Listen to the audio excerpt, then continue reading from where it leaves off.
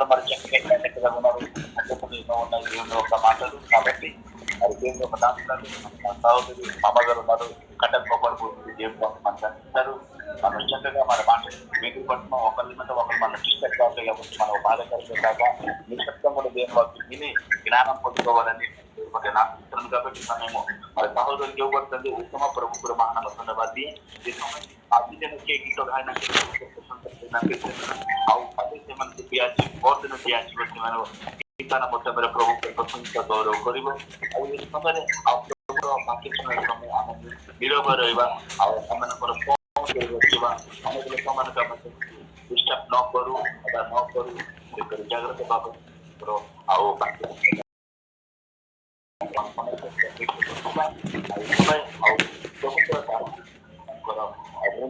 मामा बोलने की दिया जाएगी प्रभु को बात जो आओ बोलेगी। धन्यवाद प्रभु महानाम धन्यवाद दौची प्रभु सुंदर सुजोग मो कथा शुभा जाऊँ समस्त को हेलो हाँ हाँ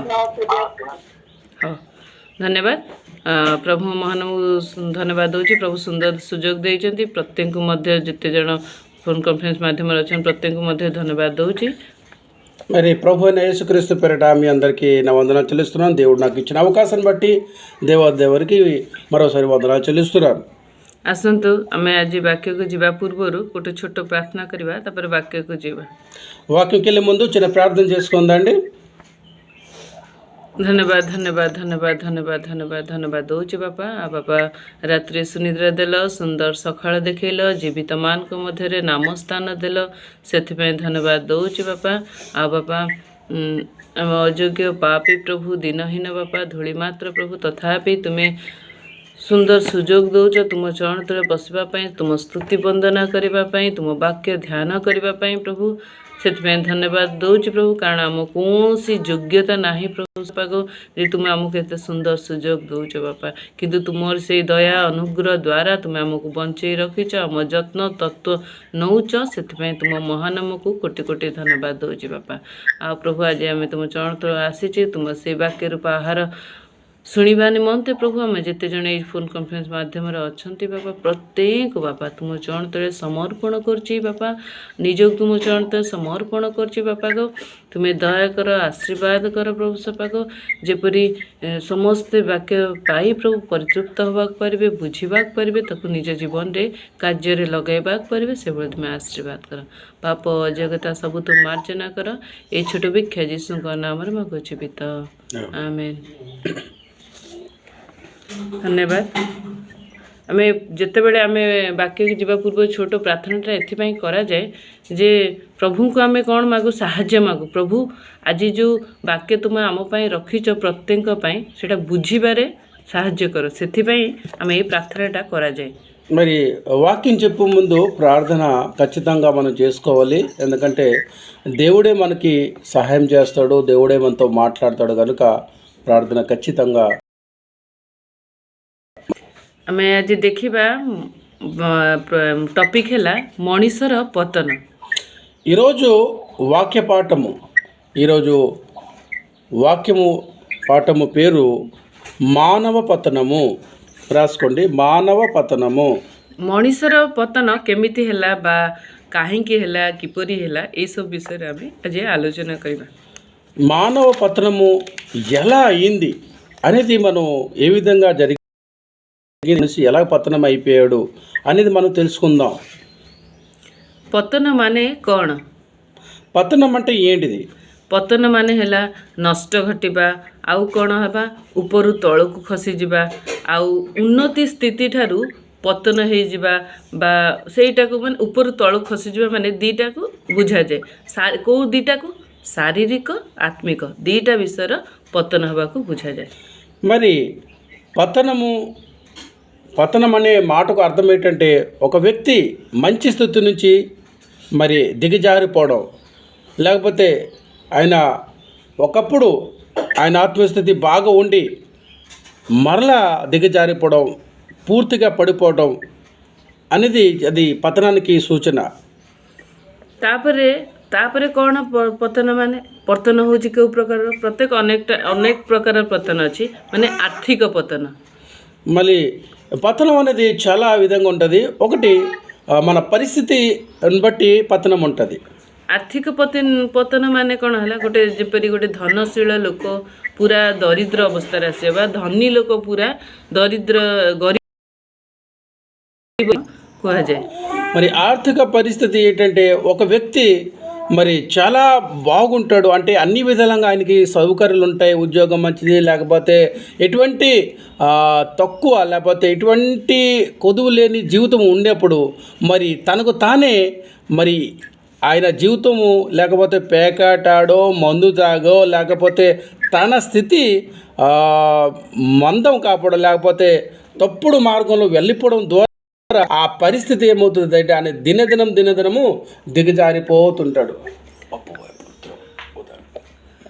ମାନେ ଯେମିତି ଅପବାୟ ପୁତ୍ର, ସେ କ'ଣ ଗୋଟେ ଧନଶୀଳ ବ୍ୟକ୍ତି ଘରେ ତା ବାପା ବହୁତ ଧନଶୀଳ ଥିଲେ, ବହୁତ ପଇସା ବାଲା ଥିଲେ, ସେଇ ବ୍ୟକ୍ତି ଘରେ ଜନ୍ମ ହୋଇଥିଲା. କିନ୍ତୁ ତାପରେ ସେ ଯେଉଁ ପାପରେ ପଶିଲା, ପାପ କାର୍ଯ୍ୟ କଲା, ନିଜରକୁ ନଷ୍ଟ କଲା, ସେ କ'ଣ ହେଲା? ଧନୀରୁ ପୁରା ଗରିବ ଅବସ୍ଥାକୁ ଆସିଗଲା. ଏମିତିକି ଯେଉଁ ଘୁଷୁରୀମାନେ ଖାଉଥିଲେ ସିମ ସେଇଟା ଖାଇବାକୁ ଆସିଲା, ସେଇ ଅବସ୍ଥାକୁ ସେ ଚାଲି ଆସିଥିଲା. మరి పతనము అనే మాటకి అర్థం ఏంటంటే ఒక వ్యక్తి, ఉదాహరణకి బైబిల్లో మరి తప్పిపోయిన కుమారుడు అనే స్టోరీ మనం విని ఉంటాం. ఆ పెద్ద కుమారుడు చిన్న కుమారుడు ఇద్దరు ఉంటారు. ఆ చిన్న కుమారుడు తన ఆస్తిలో సగం తీసుకుని వారి నాన్న దగ్గర మరి దూర ప్రాంతం వెళ్ళిపోయిన తర్వాత ఆ ధనమంతా అంటే వేశ్యల కింద మళ్ళీ మంచి భోజనం, మంచి బట్టలు, తిరగటము ఇవన్నీ ఎంజాయ్ చేసిన ద్వారా, ఆయనకి నచ్చింది చేసిన ద్వారా తన డబ్బు తన ధనమంతా పోయిన తర్వాత ఆయన ఆ స్థితి ఎలాగొచ్చేస్తుంది? మొత్తం దిగజారిపోతాడు. అది పతనానికి మొత్తం దిగజారి ఆయన పందులు తిండి కూడా తింటాడంటే అంత పతనానికి వచ్చేస్తాడు. ଆଉ ଗୋଟେ କି ପ୍ରକାର ପତନ? ଏଇଟା ହେଲା ଆରୋଗ୍ୟ ପତନ, ବା ମାନେ ଯେଉଁ ଦେହ ଭଲ ଅଛି କି ନାହିଁ ସେଇଟା ଆରୋଗ୍ୟ ମାନେ ତାକୁ କୁହାଯାଏ. ମାନେ ଥରେ ସୁସ୍ଥତା ଥିଲେ କିନ୍ତୁ ବର୍ତ୍ତମାନ ସେ ଅସୁସ୍ଥ ରହିବା, ଏଇଟା ଗୋଟେ ପ୍ରକାର పతనకు ବୁଝାଯାଏ.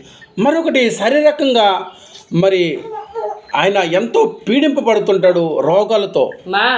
అంటే రోగాలతో పీడింపబడినప్పుడు ఆయన ఒకప్పుడు ఎంతో మంచిగా మరి బలంగా అన్ని విధాలంగా ఆయన శారీరకంగా బలంగా ఉన్నప్పుడు ఆయన దినం రోగంతో కూడినప్పుడు ఆ శరీరం క్షీణించినప్పుడు ఆయన పతనం అనే స్థితికి వెళ్ళిపోతుంటాడు. ତାପରେ ଲାଷ୍ଟ କ'ଣ ପତନ? ଗୋଟେ ଆତ୍ମିକ ମରଣର ପତନ. ఇంకొక పతనం ఏంటంటే ఆత్మీయ పతనము.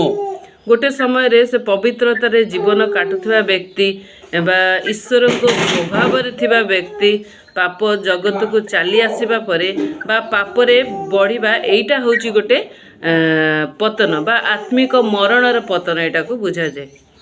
ఇంకొకటి ఏంటంటే ఆత్మీయ ପରିସ୍ଥିତି. ଗୋଟେ ସମୟରେ ସେ ଲୋକ ପବିତ୍ରତାରେ ଜୀବନ କାଟୁଥିବା ବ୍ୟକ୍ତି ବା ଈଶ୍ୱରଙ୍କ ସ୍ୱଭାବରେ ଥିବା ବ୍ୟକ୍ତି ଯେତେବେଳେ ପାପ ଜଗତକୁ ଚାଲି ଆସିବା ବା ପାପରେ ବଢ଼ିବା, ଏଇଟା ହେଉଛି ଗୋଟେ ఆత్మର మరణ ୟାକୁ ବୁଝାଯାଏ. మరి ఆత్మీయంగా దిగజారిపోవడం అంటే అన్ని విధాలంగా, అంటే ఆత్మీయంగా అంటే దేవునితో సత్సంబంధం లేకపోవడం. అప్పుడు ఆ వ్యక్తి ఏమవుతాడంటే ఆత్మీయంగా దినదినం దిగజారిపోతుంటాడు. ఆ దిగజారిపోయిన వ్యక్తి ఒకనొకడప్పుడు ఒక దినము పతనంకి వెళ్ళే పరిస్థితి ఆయనకి వచ్చేస్తుంది. ସମସ୍ତେ ବୁଝିପାରିଲୁ ପତନ ମାନେ କ'ଣ ବୋଲି? ସମସ୍ତେ ବୁଝିପାରିଲୁ ନା? ଏଇଠି పతనం అంటే ఏంటిదో మీకు ఇప్పుడు అందరికీ అర్థమై ఉంటుంది అనుకుంటున్నాను. ପ୍ରିୟର ଭାଇ ଭଉଣୀମାନେ ଧ୍ୟାନର ସହିତ ଶୁଣନ୍ତୁ, ଏଇ ବିଷୟଗୁରା ବହୁତ ଇମ୍ପୋର୍ଟାଣ୍ଟ ବିଷୟ. ଆମେ ଆଜି ଦେଖିଲୁ ଯେଉଁ ପତନ ବିଷୟ, କେତେ ପ୍ରକାର పతనଟା ଦେଖିଲୁ. మరి ఎన్నో విధాలుగా ఒక వ్యక్తికి అది స్త్రీ కానీ పురుషుడు కానీ మరి ఎన్నో విధాలుగా పతనం అవ్వచ్చు అనేది మనం చూసాం. ତାପରେ କ'ଣ ହେଲା? ଈଶ୍ୱର କ'ଣ କଲେ? ମଣିଷକୁ ସେ ଆପଣା ସାଦୃଶ୍ୟରେ ସୃଷ୍ଟି କଲେ.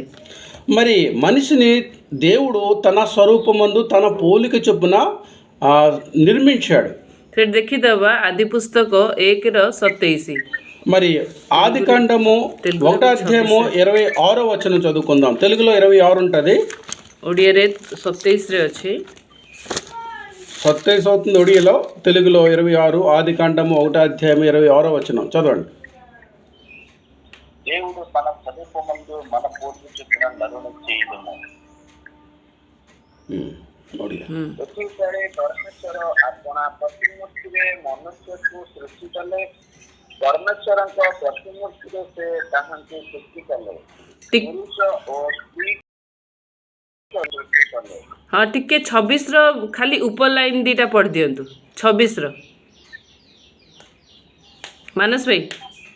ପରମେଶ୍ୱର କହିଲେ ଆମ୍ଭେମାନେ ଆପଣା ପ୍ରତିମୂର୍ତ୍ତିରେ ଓ ଆପଣା ସାଦୃଶ୍ୟରେ ମନୁଷ୍ୟକୁ ନିର୍ମାଣ ହଁ ହଁ ବାସ୍ ସେତିକି। ହଁ ଏଇଠି ଲେଖା ହେଇଛି ଦେଖନ୍ତୁ, ପରମେଶ୍ୱର କ'ଣ କଲେ? ଆପଣା ପ୍ରତିମୂର୍ତ୍ତିରେ ବା ଆପଣା ସାଦୃଶ୍ୟରେ మనుష్యకు କ'ଣ କଲେ? ନିର୍ମାଣ କଲେ।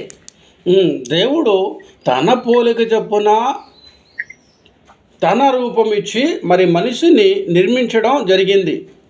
ଆପଣା ସାଦୃଶ୍ୟରେ ବା ଆପଣା ପ୍ରତିମୂର୍ତ୍ତିରେ ମାନେ ନିଜ ପରି ସେ ଆମକୁ ନିର୍ମାଣ କଲେ। తన పోలిక మరియు తన స్వరూపం ఇచ్చి మనుషులను నిర్మించడం జరిగింది। ଅନ୍ୟ ପ୍ରତ୍ୟେକ ଜଣକୁ ସେ ସୃଷ୍ଟି କଲେ, କିନ୍ତୁ ଆମକୁ ସେ କ'ଣ କଲେ ନା ନିର୍ମାଣ କଲେ। మరి ప్రతి ఒక్కరు కూడా తన స్వరూపం ఇచ్చి తన పోలికనిచ్చి నిర్మించడం జరిగింది। ଆଉ ପ୍ରତ୍ୟେକ ବିଷୟ ମାନେ ଯେମିତି ସୂର୍ଯ୍ୟ ଚନ୍ଦ୍ର ଏମାନଙ୍କୁ ସେ କ'ଣ କଲେ? ସୃଷ୍ଟି କଲେ। କେବଳ ମୁଖରେ କହିଲେ ସେମାନେ ସୃଷ୍ଟି ହେଲେ। మరి ఆ మానవుని తప్ప ప్రతిది కూడా తన నోటి ద్వారా మరి వాక్యం ద్వారా నోటి ద్వారా అన్నీ ఈ సృష్టిలో ఉన్న ప్రతిది కూడా ఆయన సృష్టించాడు। ଥରେ ଭାବି ଦେଖନ୍ତୁ, ସେ ଆମକୁ ନିଜ ଭଳି ସୃଷ୍ଟି କଲେ।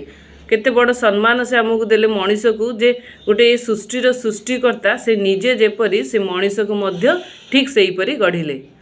పశు పక్షులు మరి సృష్టి ఇవన్నీ ఇప్పుడు చెట్లు ఎన్ని ఉన్నాయో అన్నిటికీ కేవలము నోటి ద్వారానే సృష్టించాడండి। కానీ మానవునికి మాత్రము మరి నోటు ద్వారా కాదండి, స్వయంగా తన స్వరూపం ఇచ్చి మరి తన పోలిక చొప్పున నిర్మించడం జరిగింది। చూడండి మానవుని ఎంత ఉన్నతి స్థితిలో దేవుడు ఉంచాడు। ସେ ତାଙ୍କୁ ମଣିଷକୁ ନିଜ ସ୍ୱଭାବ ମଧ୍ୟ ତାକୁ ଦେଲେ। తన పోలిక అంటే తన స్వభావం ఇచ్చి మనం నిర్మించడం జరిగింది। ଆମେ ଯେତେବେଳେ ଈଶ୍ୱରଙ୍କ ପ୍ରତିମୂର୍ତ୍ତିରେ ଅଛୁ ବା ଈଶ୍ୱରଙ୍କ ଗୁଣ ଗୁଡ଼ିକ ଯେପରି ସେ ହେଉଛନ୍ତି କ'ଣ? ନ୍ୟାୟବାନ, ପ୍ରେମମୟ, ଦୟାମୟ, କରୁଣାମୟ, ସ୍ନେହଶୀଳ, ଏଇସବୁ ଗୁଣ ଗୁଡ଼ିକ ତାଙ୍କ ଭିତରେ ଅଛି।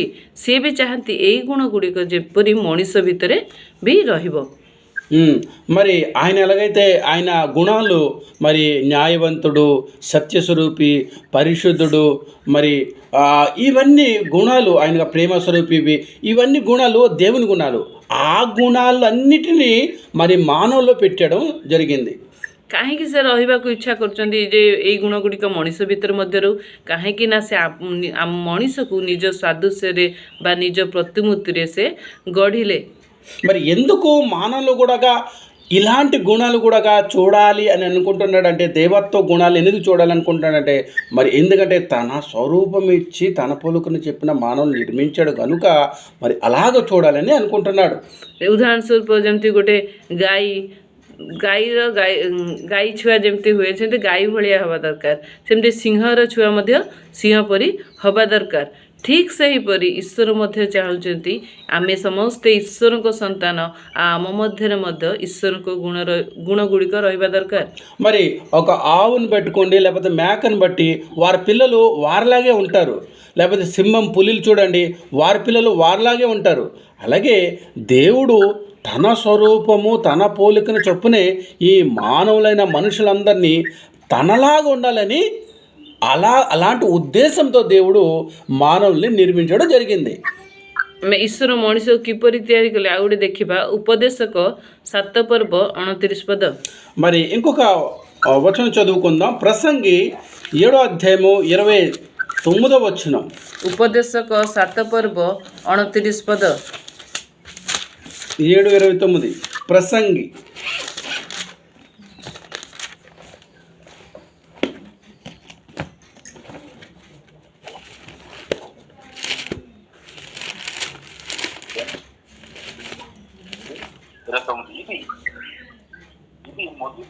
ఇది మొదటి మాత్రము నేను కనుక్కొని ఏమనగా దేవుడు నరులను యథార్థవంతులుగా పుట్టించను, కానీ వారు వివిధమైన తంత్రములు కల్పించుకుని ఉన్నారు।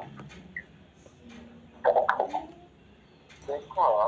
ମୁଁ ଏତିକି ମାତ୍ର ପାଇଅଛି ଯେ ପରମେଶ୍ୱର ମନୁଷ୍ୟକୁ ସରଳ କରି ନିର୍ମାଣ କଲେ ମାତ୍ର ସେମାନେ ଅନେକ ଉଦ୍ଭାବନ ଅନ୍ୱେଷଣ କରିଅଛନ୍ତି। ଏଠି କ'ଣ ଲେଖା ଅଛି ଯେ ପରମେଶ୍ୱର ମଣିଷକୁ କିପରି ନିର୍ମାଣ କଲେ? ସରଳ କରି ନିର୍ମାଣ କଲେ। ସରଳ ମାନେ ତା ମଧ୍ୟରେ କୌଣସି ଛନ୍ଦ କପଟ ଛଳନା କିଛି ବି ନଥିଲା, ତାକୁ ଏକଦମ ସରଳ ଭଳିଆ ସେ ମଣିଷକୁ ନିର୍ମାଣ కలే। ఇక్కడ మనము ప్రసంగి 7:29 మరి దేవుడు నరులను యథార్థవంతులుగా పుట్టించును. యథార్థత అంటే ఏంటిదండి? ఆయనలో లోపము, కపటము, కుళ్ళు, అసూయ, ఈర్ష ఇలాంటివి ఏమి కూడా ఉండకూడదని ఇవన్నీ ఉండకూడదని అందుకోసము దేవుడు యథార్థవంతులుగా మానవులు నిర్మించడం జరిగిందండి. ଆଉ ସେ ତାପରେ ସେ ମଣିଷର ପତନ କେଉଁଠାରୁ ଆରମ୍ଭ ହେଲା ସେଇଟା ଆମେ ଦେଖିବା। మరి దేవుడు యథార్థవంతులుగా దేవుడు మానవులు నిర్మించినప్పుడు మరి ఈ మానవ పతనానికి కారణం ఏంటంటే అది మనం చూద్దాం। ପ୍ରଥମ ଯେଉଁ ମଣିଷର ପତନ ଆରମ୍ଭ ହେଲା, ପ୍ରଥମ ମଣିଷ କେଉଁ ମଣିଷର ପତନ ଆରମ୍ଭ ହେଲା? ଆଦମ ହବା। ପ୍ରଥମ ମଣିଷ ହେଲେ ସେମାନେ ଆଦମ ହବା। ଆଉ ସେମାନଙ୍କ ପତନ କେଉଁଠୁ ଆରମ୍ଭ ହେଲା? ଏଦନ ଉଦ୍ୟାନରୁ। మరి ఈ పతనం అనేది దేవుడైతే మనుషులని యథార్థవంతులుగా నిర్మించాడండి। మరి యథార్థవంతులు ఉన్నప్పుడు మరి ఎలాగ ఈ మనుషులు పతనం అయ్యే పరిస్థితికి ఎలాగొచ్చింది? మరి ఎక్కడి నుంచి మనం చూసుకోవాలి? ఆదాము అవ్వ అనగా మన ఆది పురుషులు వాళ్ళు మొట్టమొదటిగా దేవుడు వారినే మరి నిర్మించాడు కనుక వారి నుండే మనం చూసుకుని వద్దాం। ఆది కాండము మరి ఆదాము అవ్వ ఏదేమో వనము నుండి ఈ పతనం అనేది ప్రారంభమైంది, అక్కడి నుండే చూసుకుని వద్దాం। ମଣିଷର ଯେଉଁ ପତନ ହେଲା ଆମେ ଦେଖିବା ସେଇଟା ଏଠି ଅଛି।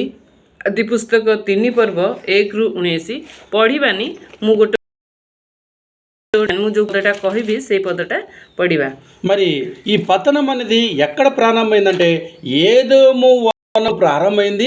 ఆ ఎవరి ద్వారా అంటే మానవ పతనము ఆదాము అవ్వాన మన పితృపురుషులైన వారి ద్వారా ఈ పతనం అనేది ప్రారంభమైంది।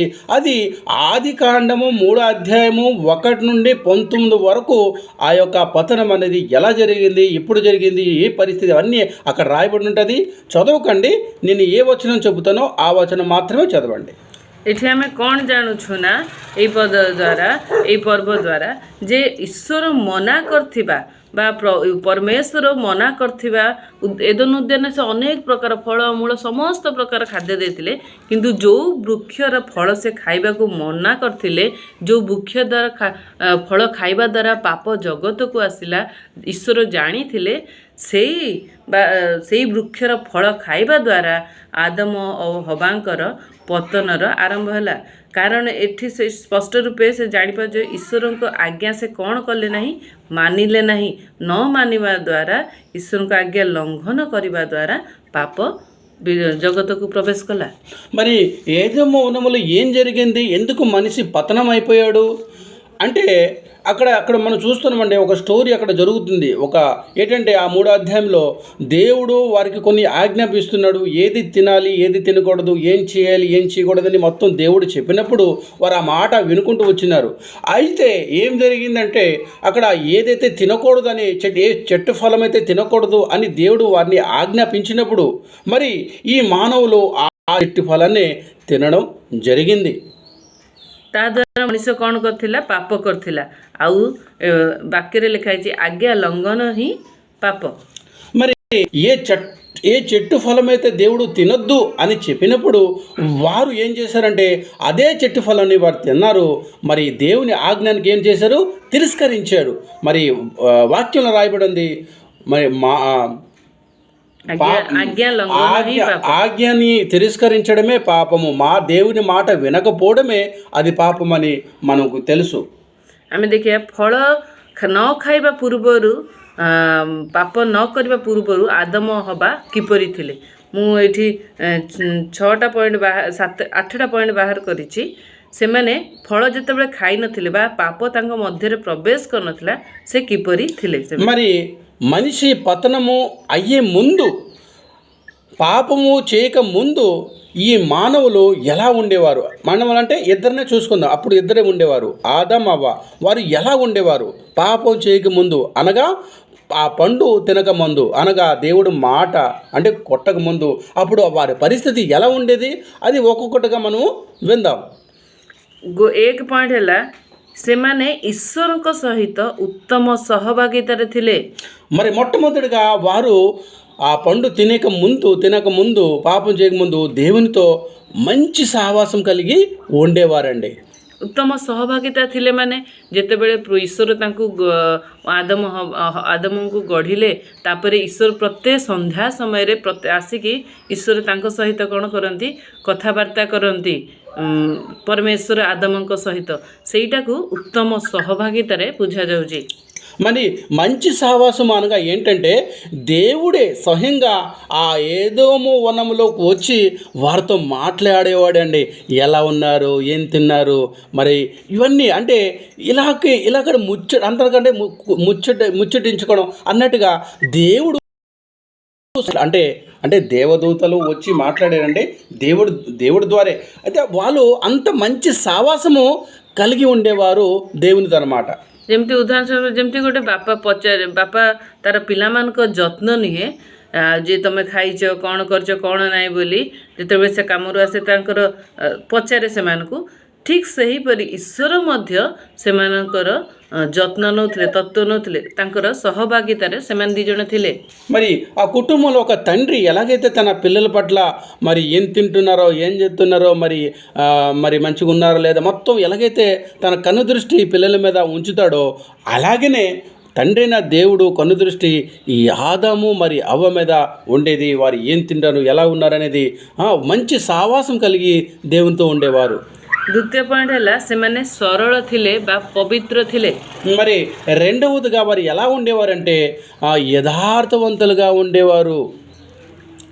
ସରଳ ଥିଲେ ବା ପବିତ୍ର ଥିଲେ ମାନେ ସେମାନେ ସେତେବେଳେ ଉଲଗ୍ନ ଅବସ୍ଥାରେ ଥିଲେ, ତଥାପି ସେମାନେ ଜାଣିନଥିଲେ ସେ ଉଲଗ୍ନଟା ସେଟା ହେଉଛି କ'ଣ ବୋଲି ସେମାନେ ବୁଝିପାରିନଥିଲେ। ସେମାନେ ସେଇ ପ୍ରକାର ହିଁ ଥିଲେ। మరి వారు యథార్థత కలిగి ఉన్నారు. యథార్థత ఏంటంటే వాళ్ళు కుళ్ళు, కపటము, ఈర్ష లేకపోతే పాపం అనేది ఏమి లేకే ఉండేది. దానికి ఉదాహరణ ఏంటంటే వాళ్ళు నగ్నముగా ఉండేవారు. అయినా కూడా వారు నగ్నముగా ఉన్నవారిని వారికి తెలియకుండా ఉండేది. అంటే వాళ్ళు ఎటువంటి ఏం లేదండి, పాపం అనేదే లేదు. కనుక వారు నగ్నం అయినప్పుడు కూడా వారికి ఏమీ అనిపించట్లేదు. ଆଉ ଗୋଟେ ତୃତୀୟ 3 ପଏଣ୍ଟରେ କ'ଣ ସେମାନେ ସତ୍ୟତାରେ ଥିଲେ।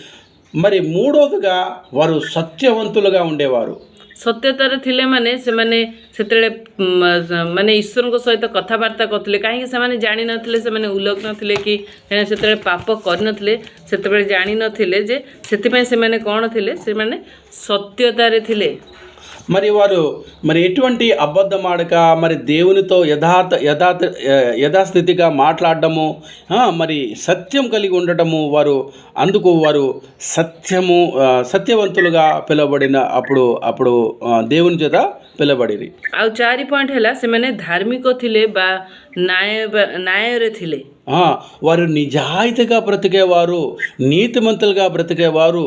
ఆ సమయంలో ସେମାନେ ଧାର୍ମିକରେ ଥିଲେ। ସେଥିପାଇଁ କ'ଣ ହେଲା ନା ଈଶ୍ୱର ସେମାନଙ୍କ ସହିତ ଆସିକି କଥାବାର୍ତ୍ତା କରୁଥିଲେ, କରୁଥିଲେ, ମାନେ ପାପ ନଥିଲା, ସେଥିପାଇଁ ପରମେଶ୍ୱରଙ୍କ ସହିତ ସେମାନେ କଥାବାର୍ତ୍ତା କରୁଥିଲେ। మరి ఎటువంటి వారిలో పాపము లేకుండా అందుకు అంటే దేవుడు స్వయంగా వారితో సహవాసము, దేవునితో వారు చక్కటి సహవాసం కలిగి ఉండేవారు। 4వ పాయింట్ ఏంటంటే నిజాయితీ పరులుగా జీవించేవారు। ମାନେ ପାପ ଥିଲେ ଈଶ୍ୱର ସେମାନଙ୍କ ସମ୍ମୁଖକୁ କ'ଣ ଆସିନଥାନ୍ତି। ସେଥିପାଇଁ ସେମାନେ ଏଇଠି 4 ପଏଣ୍ଟ ହେଲା ସେମାନେ ଧାର୍ମିକ ଥିଲେ ବା ନ୍ୟାୟରେ ଥିଲେ। మరి పాపంలో ఉంటే అంటే దేవుని నుండి దూరం అయిపోయేవారు కదే, పాపంలో కాదండి వారు జీవించేవారు। దేవునితో మంచి సహవాసం కలిగి నిజాయితీగా బ్రతికేవారు, వారు నీతిమంతులుగా బ్రతికేవారు। 5 ପଏଣ୍ଟ ହେଲା ଉତ୍ତମ ବିବେକରେ ଥିଲେ। మరి 5వ పాయింట్ ఏంటంటే మంచి వివేచన కలిగి ఉండేవారు। उत्तम विवेक थिले बा उत्तम विवेक थिले माने जो पशु पक्षी से सहित थिले से मानक सहित से भलरे रहउथिले आ कोनोसी माने ये नथिला सिंह गोटे सिंह जे मनुष्य को देखिले एबे कोन सिंह को आमे डरुछु మరి ఎటువంటి కూడా వారు భయం లేక బ్రతికేవారు. మరి ఎటువంటి కూడా వారిలో ఒక కపటము లేకపోతే ఏదో ఒకటి మంచి వివేచన కలిగి ఉండేవారు. అనగా ఏంటంటే మన పశువులతో అంటే సింహము పులిలు ఇవన్నీతో వాళ్ళన్నిటితో వారు ఏంటంటే కలిసిమెలిసి ఉండేవారు. అయినప్పుడు కూడా వాళ్ళకి ఎటువంటి భయము కలిగి ఉండేది కాదు. మరి ఆ సమయం అలాంటిది. ଆଉ ଛଅରେ କ'ଣ ଥିଲା ଅନିନ୍ଦନୀୟ ବା ନିନ୍ଦାର ବିଷୟ ସେମାନଙ୍କ ପାଖରେ କିଛି ନଥିଲା, ତାଙ୍କ ପାଖରେ ଉତ୍ତମ ଗୁଣ ଥିଲା. మరి ఆరవదిగా ఏంటంటే నిందారహితులుగా జీవించేవారు. ମାନେ ନିନ୍ଦାର ବିଷୟ ମାନେ ସେମାନେ ପାପ କରିନଥିଲେ, ସେଥିପାଇଁ ସେମାନଙ୍କ ମଧ୍ୟରେ ନିନ୍ଦାର ବିଷୟ କିଛି ନଥିଲା. ఎందుకంటే వారిలో ఎటువంటి పాపము లేకుండే, అందుకోసం వాళ్ళు నిందారహితులుగా జీవించేవారు. 7 ପଏଣ୍ଟ ହେଲା ସେମାନେ ଆଶୀର୍ବାଦରେ ଥିଲେ. మరి 7వ పాయింట్ వారు దీవింపబడిన వారుగా జీవించేవారు. ଆଶୀର୍ବାଦରେ ଥିଲେ ମାନେ କ'ଣ, ଆଉ ଆଶୀର୍ବାଦରେ ଥିଲେ ଏଥିପାଇଁ ସେ ଏଦୋନ ଉଦ୍ୟାନ ଏତେ ସୁନ୍ଦର ଉଦ୍ୟାନ ଥିଲା, ପ୍ରତ୍ୟେକ ଫଳ ଖାଇବାକୁ ପ୍ରଭୁ ତାଙ୍କୁ ଆଜ୍ଞା ଦେଇଥିଲେ, ଆଉ ପଶୁ ପକ୍ଷୀ ସମସ୍ତଙ୍କ ସହିତ ରହିବାକୁ ସେମାନେ ତାଙ୍କୁ ପ୍ରଭୁ ସେଇଠି ଦେଇଥିଲେ. ସେଇଟା ହେଉଛି ତାଙ୍କ ପ୍ରତି ଆଶୀର୍ବାଦ କରିଥିଲେ. మరి ఆశీర్వాదం ఏంటంటే వారు ఎటువంటి కష్టపడేవారు కాదు, ఎటువంటి మరి దున్నేవారు కాదు, మరి దున్నే అలాగేమి ఉండేది కాదండి. అప్పుడు మరి ఏంటంటే ఏది మనసుకి నచ్చింది వారు తినేవారు, ప్రశాంతంగా జీవించేవారు. అదే ప్రశాంతంగా జీవించడం అనేది ఆశీర్వాదం అంటారండి. అలాంటి ఆశీర్వాదం కలిగి ఉండేవారు వారు ఆదాము అవ్వ. ଲାଷ୍ଟରେ 8 ପଏଣ୍ଟ କ'ଣ ସେଇଟା ଈଶ୍ୱରଙ୍କର ସ୍ୱଭାବରେ ସେମାନେ ଥିଲେ. మరి 8వ పాయింట్గా దేవుని స్వభావం వంటి వారు వాళ్ళు ବା ଈଶ୍ୱରଙ୍କ ପରି ଥିଲେ ସେମାନେ.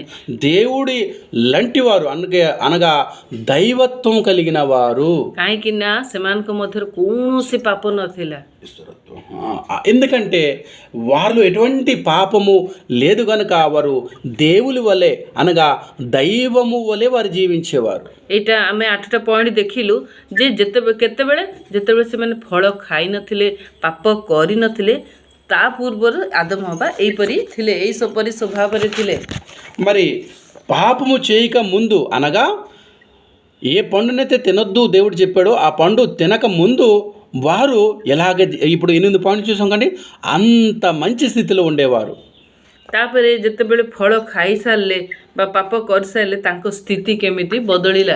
ఎప్పుడైతే దేవుని మాటని తిరస్కరించారో, దేవుని మాటని ఆజ్ఞకు తిరస్కరించారో, ఆ పండు ఏ పండు అయితే తినొద్దు అని చెప్పిన దేవుడు ఆ పండు వీరు తిన్నప్పుడు అప్పుడు ఆ తర్వాత పండు తినేసిన తర్వాత అనగా వారు పాపము చేసిన తర్వాత వారి పరిస్థితి ఎలాంటి పతనం అయిందో అది మనం ఒక్కొక్కటిగా చూద్దాం.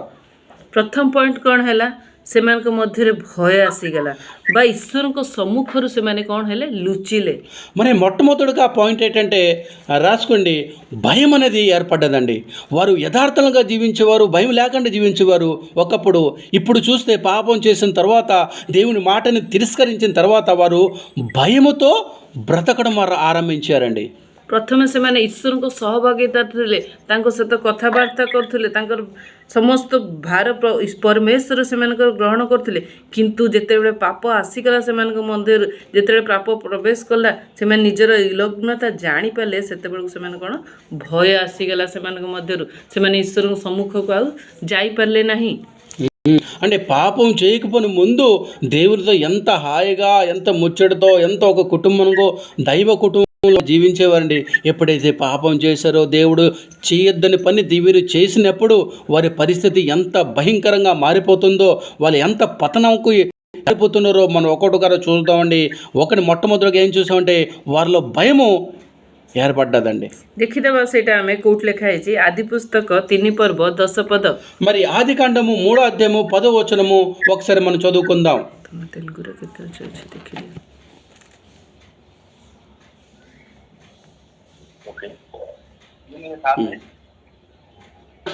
3:10. అందుకతడు నేను తోటలో నీ స్వరము విన్నప్పుడు దిగంబరిగా ఉంటిని కనుక భయపడి దాగుకుంటుని అని.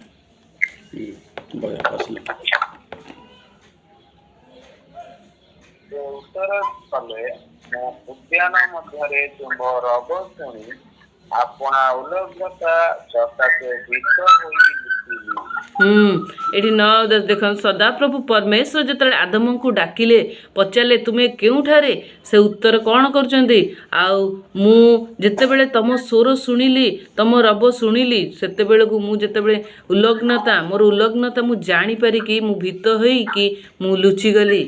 మరి దేవుడు స్వరము విన్నప్పుడు అంటే ముందు విన్నాడు కదా. మనం ఆలోచిద్దాం, దేవుడు స్వరము ఇప్పుడు వినలేదు కదా, దానికి ముందు విన్నాడు కదా, అప్పుడు భయపడేవాడు కాడు. ఇప్పుడు ఎందుకు భయపడుతున్నాడు అండి దేవుడు స్వరం వినగానే? ఎందుకంటే వీరిలో పాపమును వచ్చేసి ప్రవేశించేసిందండి. ఎందుకు వాళ్ళు భయపడడం జరుగుతుంది. ఇక్కడ రాయబడి ఉంది ఏంటంటే, నీ స్వరము విన్నప్పుడు దిగంబరులమనిగా అనుంటిమి గనుక ఎక్కడ చూసుకుందండి, భయపడి దాగుకుంటిమి. భయపడడం. ଆମେ ଦ୍ୱିତୀୟ ପଏଣ୍ଟକୁ ଯିବା. ଦ୍ୱିତୀୟ ପଏଣ୍ଟରେ କ'ଣ ଆସିଲା? ଲଜ୍ଜା ଆସିଲା ତାଙ୍କୁ. మరి రెండో పాయింట్గా మనం చూసినట్లయితే వారు సిగ్గు అనేది ఏంటిది వాళ్ళకి అర్థమైందండి. ଆମେ ଦେଖିବା 3 ପର୍ବ, ସେଇ ଆଦି ପୁସ୍ତକ 3 ପର୍ବ 8 ପଦ. మరి ఇక్కడ అదే 10వ వచనం మన తెలుగులో రాయబడింది. ଓଡ଼ିଆରେ 3 ପର୍ବ 8 ପଦରେ ଲେଖା ହେଇଛି. మనకైతే అదే 10వ వాళ్ళు 8 పడి ଦିଅନ୍ତୁ. దిగంబరులుగా ఉంటిమని ఇక్కడ మన 10వ వచనంలో ఉంటుంది. ଦିନଦର୍ଶନ ସମୟରେ ଉଦ୍ୟାନ ମଧ୍ୟରେ ଗମନାକାରୀ ସଦାପ୍ରଭୁ ପରମେଶ୍ୱରଙ୍କ ରବ ଶୁଣି ଆଦାମ ଓ ତାଙ୍କର ଭାର୍ଯ୍ୟା ସଦାପ୍ରଭୁ ପରମେଶ୍ୱରଙ୍କ ସାମ୍ନାରୁ ଉଦ୍ୟାନସ୍ଥ ବୃକ୍ଷଗଣ ମଧ୍ୟରେ ଲୁଚିଲେ. ବୃକ୍ଷଗଣ ମଧ୍ୟରେ ଲୁଚିଲେ. ସେମାନେ ବୃକ୍ଷଗଣ ମଧ୍ୟରେ କାହିଁକି ଲୁଚିଲେ? ସେମାନଙ୍କୁ ଲଜ୍ଜା ଆସିଲା. ପରମେଶ୍ୱରଙ୍କ ସାମ୍ନାକୁ ସେମାନେ ଯାଇପାରିଲେ ନାହିଁ. କାହିଁକି ନା ସେମାନେ ଜାଣିପାରିଲେ ସେମାନେ ଉଲଗ୍ନତା, ଜ୍ଞାନର ଚକ୍ଷୁ ସେତେବେଳେ ଉନ୍ମୁକ୍ତ ହୋଇସାରିଥିଲା. ଆଉ ସେଇ ଯେଉଁ ପାପ ତାଙ୍କ ମଧ୍ୟରେ ପ୍ରବେଶ କରିସାରିଥିଲା. ସେଥିପାଇଁ ସେ କ'ଣ କଲେ? ପରମେଶ୍ୱରଙ୍କ ସମ୍ମୁଖସ୍ଥ ନ ହୋଇ ସେ ବୃକ୍ଷ ମଧ୍ୟରେ କ'ଣ କଲେ? ଲୁଚିଲେ. మరి వారు పాపం చేసినప్పుడు, అనగా దేవుడు తినకూడదని పండును తినప్పుడు, వారిలో పాపం ప్రవేశించినప్పుడు వారు దిగంబరులని వారికి అర్థమైందండి. ఆ దిగంబరులైన గనుక వారు ఏం చేస్తున్నారండి? తోట మధ్యలో దాగుకుంటున్నారండి. ఈ భయం అనేది ఏర్పడ్డది. వారు సిగ్గు అనేది 2వ పాయింట్ మనం చూసాం. సిగ్గు ఏర్పడ్డది వాళ్ళకి. 3 ପଏଣ୍ଟ ହେଲା କ'ଣ? 2 ପଏଣ୍ଟ ହେଲା କ'ଣ? କପଟ ଆସିଗଲା ତାଙ୍କ ମଧ୍ୟରେ ବା ଛଳନା ଆସିଗଲା. 3 ପଏଣ୍ଟ ଏଟା. మరి 3వది మన పాయింట్గా చూస్తున్నామండి. వారిలో మరి కపటము అనేది ఏర్పడ్డదండి. ସେମାନେ ସେତେବେଳେ କ'ଣ କରୁଥିଲେ? ସରଳରେ ଥିଲେ ବା ପବିତ୍ରତାରେ ଥିଲେ. ଏଇଠି କ'ଣ ସେମାନଙ୍କ ମଧ୍ୟରେ ଯେତେ ପାପ ଆସିଗଲା, ସେମାନେ କ'ଣ ହେଲେ? କପଟ ଆସିଗଲା ବା ଛଳନା ଆସିଗଲା.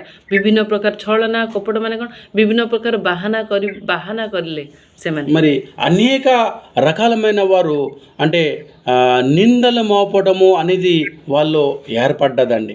ଯେମିତି ଉଦାହରଣ ଯେମିତି ଗୋଟେ କ'ଣ କରେ, ତା ଭିତରୁ କେମିତି ବାହାରିବା ପାଇଁ ଅନେକ ପ୍ରକାର ମିଛ କଥା କହିଦେଇଥାଏ, ମାନେ ବାହାନା ଦେଖେଇ ଦେଇଥାଏ. ଠିକ୍ ସେହିପରି ଆଦମ ହବା ମଧ୍ୟ ଏଠି ପରମେଶ୍ୱରଙ୍କ ସମ୍ମୁଖରେ କ'ଣ କଲେ? କପଟ କରିଲେ ଆଉ ଛଳନା ମଧ୍ୟ କଲେ. మరి ఆదామవ్వ వారు ఒకరికొకరు తప్పించుకోవాలి దేవుడి నుండి. ఒకరికొకరి మీద నిందలు మోపడం ప్రారంభించారంటే, నేను కాదు ఇతడు, ఆయన అమ్మంటది నేను కాదు ఇతడు, ఒకరి మీద ఒకరు దోషార్పణలు మరి ఈ విధంగా చేసుకోవడం జరుగుతుందండి. 4 ପଏଣ୍ଟ କ'ଣ କଲେ? ସେମାନେ ମିଥ୍ୟା କହିବା ଆରମ୍ଭ ହେଲା ବା ସେମାନେ ଅସତ୍ୟରେ ରହିଲେ. మరి 4వ పాయింట్ ఏంటంటే వారు అబద్ధం ఆడడం ప్రారంభించారండి. అబద్ధం. ସେତେବେଳେ ସେମାନେ କ'ଣ କରୁଥିଲେ? ସତ୍ୟତାରେ ଥିଲେ. ଯେତେବେଳେ ସେମାନେ ପାପ କଲେ ସେମାନେ କ'ଣ କଲେ? మిథ్యా କହିଲେ ବା ଅସତ୍ୟରେ ଆସିଗଲେ. మరి ఒకప్పుడు సత్యవంతులుగా మనం చూసాం కదండి దేవుళ్ళు ఉన్నప్పుడు. ఇప్పుడు సత్యవంతులుగా లేకపోతే అబద్ధకులుగా మారిపోయారండి. ପାଞ୍ଚ ପଏଣ୍ଟ କ'ଣ ହେଲେ ସେମାନେ ଦୋଷାରୋପଣ କଲେ। మరి ఐదవదిగా దోషార్పణ వాళ్ళు ఒకరికొకరి మీద దోషార్పణ చేసుకుంటున్నారు. କ'ଣ ପଢ଼ିଦେବା ଆମେ ଆଦି ପୁସ୍ତକ 1 ପର୍ବ 12 ପଦ, 3 పర్వ 12 పଦ. మరి 3వ అధ్యాయము 12వ వచనంలో మరి చదువుకుందాం ఒకసారి. ଏଠି ସେମାନେ କିପରି ଏକ ମାନେ ଦୋଷାରୋପଣ କଲେ.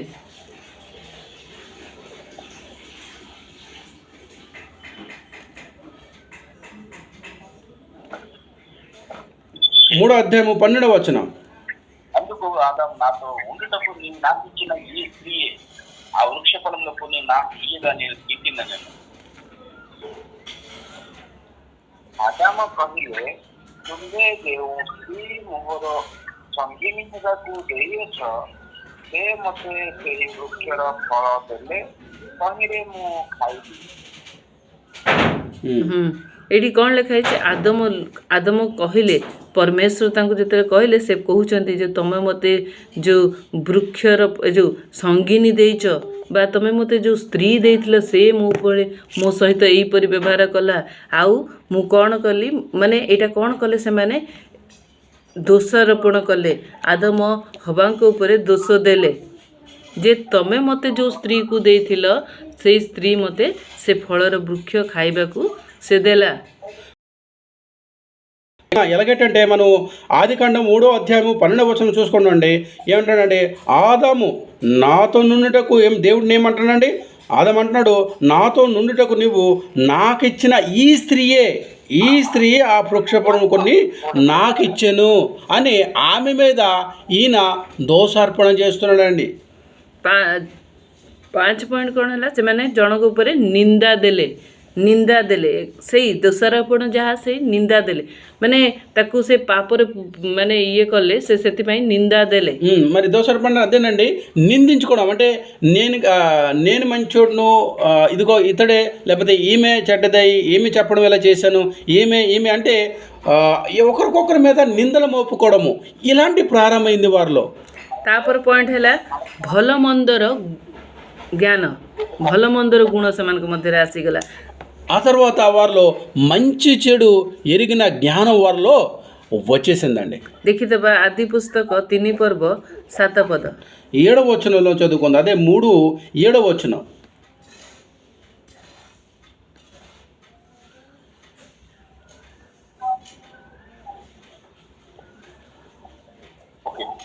అప్పుడు వారిద్దరి కన్నులు తెరవబడెను. వారు తమ దిగంబరములను తెలుసుకొని అంజరపు ఆకులు కుట్టి తమకు కచ్చడములు చేసుకునేది.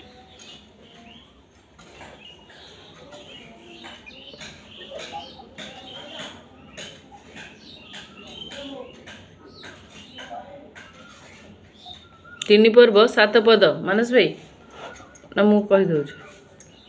ତହିଁରେ ସେମାନଙ୍କ ଜାତି ପ୍ରସନ୍ନ ହୁଅନ୍ତେ ସେମାନେ ନିଜ ବିଚାର ବୋଧ ପାଇ ବୃକ୍ଷର ପତ୍ର ଘାଗରା ବନାଇଲେ.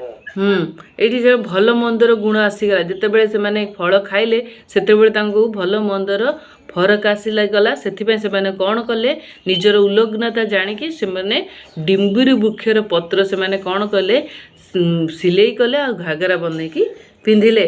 మరి ఇక్కడ మనం చూస్తున్నాండి 7వ వచనంలో ఆ దిగంబరులని తెలుసుకున్నారు వాళ్ళు. అంతకుముందు తెలియక దిగంబరు అయినా కూడా స్వచ్ఛమైన జీవితము వారు జీవించేవారు. ఎప్పుడైతే వారు ఆ ఫలం తిన్నారో వారు దిగంబరంని తెలుసుకున్నారు. మరి అంజురపు ఆకులు కొట్టి తమకు అంటే ఏం చేశారంటే వస్త్రములుగా వారు ధరించుకున్నారండి. ତାପରେ ଆଉ ଗୋଟେ ପଏଣ୍ଟ ହେଲା କ'ଣ, ଅଭିଶାପ. 7 ପଏଣ୍ଟ ହେଲା ଅଭିଶାପ. మరి 7వదిగా మనం చూస్తున్నట్లయితే 7వదిగా మనం చూస్తాం, శాపము అనేది వారి మీదకి వచ్చేసిందండి. ଅଭିଶାପ, କାରଣ ଯେତେବେଳେ ସେମାନେ ପାପ କଲେ ସେମାନଙ୍କ ମଧ୍ୟରେ ଈଶ୍ୱରଙ୍କର ଅଭିଶାପ ଆସିଗଲା. ସେମାନେ ପାପ ନ କରିବା ପୂର୍ବରୁ ଆଶୀର୍ବାଦରେ ଥିଲେ, ପାପ କଲା ପରେ ଅଭିଶାପ ତାଙ୍କ ప్రతి ଆସିଗଲା. మరి పాపం చేయకపోయిన ముందు వారు దీవెన అనగా ఆశీర్వాదంతో ఉండేవారు. ఎప్పుడైతే వారిలో పాపం ప్రవేశించిందో ఆ ఆశీర్వాదం, ఆ దీవెన అంటే శ్రాపముగా మారిపోయిందండి. 8 ପଏଣ୍ଟ ହେଲା ଆତ୍ମିକ ମରଣ. మరి 8వ పాయింట్, వారు ఆత్మీయంగా చనిపోయారు దేవుని దృష్టిలో. ଆତ୍ମିକ ମରଣ କ'ଣ ହେଲେ? आत्मिक मरण कौन है से जो ईश्वर को स्वभाव थे प्रभु से एदन उद्यान मध्य दुईटी वृक्ष रोपण करते गोटे सत्सत ज्ञानदायक वृक्ष आ गोटे जीवन वृक्षर फल जो सत्सत ज्ञानदायक वृक्षर फल खाइले तुम मरब बोली कहते आ जीवन वृक्षर फल खाइले कौन मिल जीवन जीवन मिली था आत्मिकर मरण हो न था किंतु से माने जिते से फल खाइले तांकर सेते बेले आत्मार मरण है మరి ఈ అనేక ఫలాలు ఇచ్చి మరి ఒక్క ఫలాలు ఆ ఏదోను వనములో అనేక ఫలాలు ఇచ్చి ఆ దాంట్లో ఒక చెట్టు మాత్రమే తినొద్దన్నాడు దేవుడు. మరి ఎప్పుడైతే వారు దేవుని మాటని తిరస్కరించారో మరి తినకూడని పండుని తిని పాపం చేశారో అప్పటి నుండి వారు అంటే మానవ పతనం అనేది ఆరంభమైంది. వారు ఆత్మీయంగా వారు ఆ రోజు చనిపోయారు. धन्यवाद मु बुझीपार समस्ते बुझीपारे जो जो विषय सब कहला आउ बुझिके से अनुसार कार्य मध्य लगातु. धन्यवाद. गोटे छोट प्रार्थना करी तापर मो भाई को आगो को चलई ने से आसतु समस्ते आखि बंद करवा छोट प्रार्थना करवा. धन्यवाद दौचे बापा आ सुंदर वाक्य द्वारा कथा कहले बापा आगो आ प्रभु तुम्हें तुमरी से हस्तरे आमको गढ़ी तुम प्रतिमूर्ति गढ़ी तुम सादृश्य आमको गढ़ी पृथ्वी पृष्ठ को छाड़ी तथापि मनीष कौन कला निजर ज्ञान अनुजाई प्रभु पाप कला तुम ज्ञान न चली से निज ज्ञान चली प्रभु पाप कला पाप को आ जगत मध्य से आणिला आ ता द्वारा कौन है आम अनेक प्रकार अभिशाप आ प्रभु आत्मार मरण मध्य से है प्रभु आ प्रभु तुम्हें दया कर आशीर्वाद कर प्रत्येक अनेक विषय बुझेबा को आमको तुम्हें साहाय्य कल. आ धन्यवाद दौची बापा आम से विषय अनुसार जपरी चलवा पापा पारिबा से बड़े तुम्हें आशीर्वाद कर प्रभु. तुम्हें से आत्मिक मरण हो जाता तथापि तुम्हें तुमर वाक्य देल आ प्रभु ये वाक्य द्वारा जपरी आम जो आत्मार मरण हो जाए वाक्य पढ़ा द्वारा जपरी आम आत्मिक जीवन पुनर्बार जीवित हवा से तुम आमको ये वाक्य देच से तुम महानाम को धन्यवाद दौची प्रभु. आम प्रत्येक हस्त तुम सुंदर वाक्य दे प्रभु आ वाक्य अनुसार जपरी चलवा आ वाक्य अनुसार चली प्रभु निजर आत्मार जीवन को बंचेबा पारिबा से बड़े तुम प्रत्येक को साहाय्य ये छोट भिक्षा जीशु का नाम रे मांगुछि पिता आमेन. Next Okay, bye.